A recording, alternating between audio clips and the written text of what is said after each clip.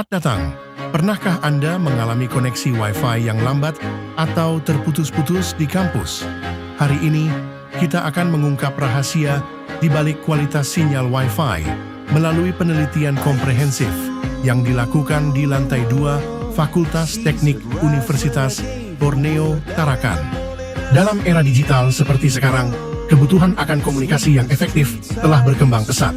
Dari komunikasi tradisional gethok tular di desa, hingga teknologi Wi-Fi canggih yang menghubungkan ribuan perangkat secara bersamaan. Perkembangan ini tidak hanya mengubah cara kita berkomunikasi, tetapi juga memengaruhi seluruh sistem sosial, politik, dan pendidikan kita.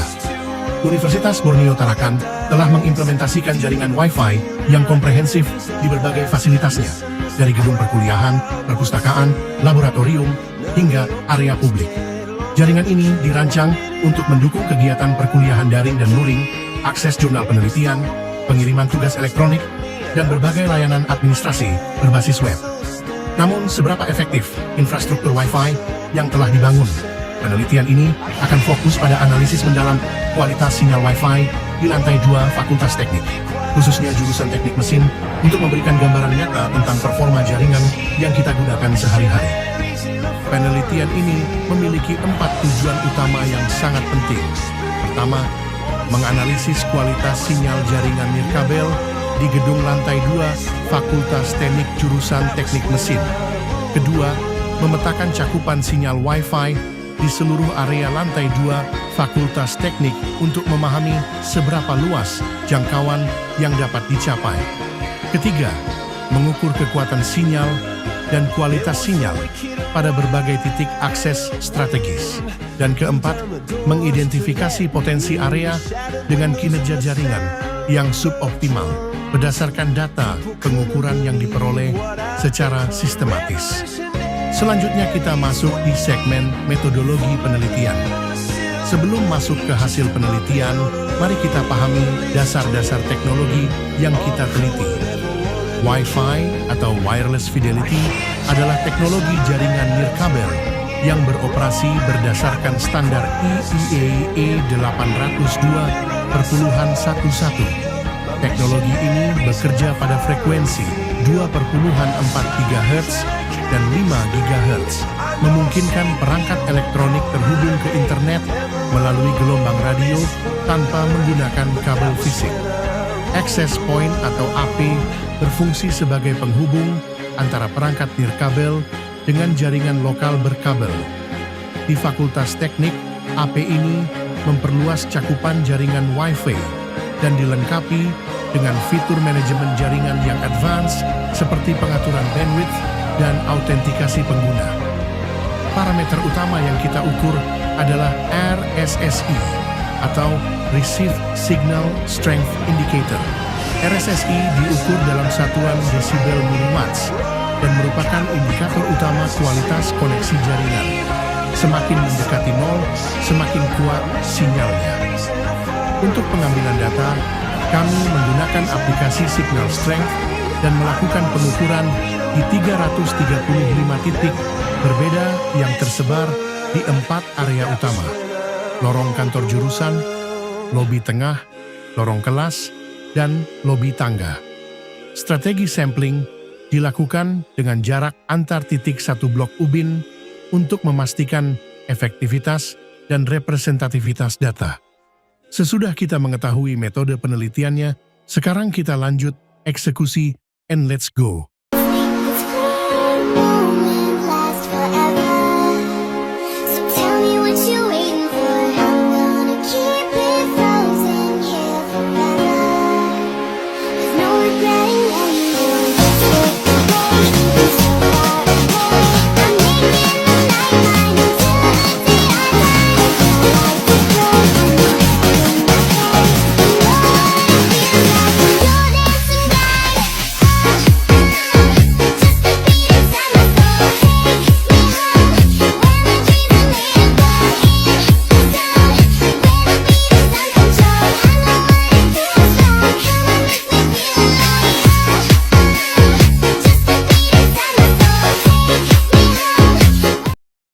Sebelum kita membahas hasil, penting untuk memahami standar kualitas RSSI. sinyal dikategorikan sangat baik pada rentang minus 50 hingga minus 60 desibel milimeter, baik pada minus 61 hingga minus 70 desibel milimeter, cukup pada minus 71 hingga 80 desibel miliwatt, rendah pada 81 hingga 90 desibel miliwatt, dan sangat rendah pada 91 hingga 100 desibel miliwatt. Untuk membentuk area ini, kami menggunakan software MATLAB. Bisa dilihat ini adalah codingannya. Mari kita lihat hasil per area. Di lorong kantor jurusan, kami mencatat hasil yang sangat menggembirakan. Sinyal berada dalam rentang minus 60 desibel milimeter hingga minus 35 desibel milimeter, dengan rata-rata minus 42,6 desibel milimeter. Ini menunjukkan kualitas sangat baik hingga baik, dengan sinyal yang stabil dan mendukung aktivitas internet optimal seperti video streaming dan video conference. Namun, kondisi berbeda ditemukan di lobi tengah.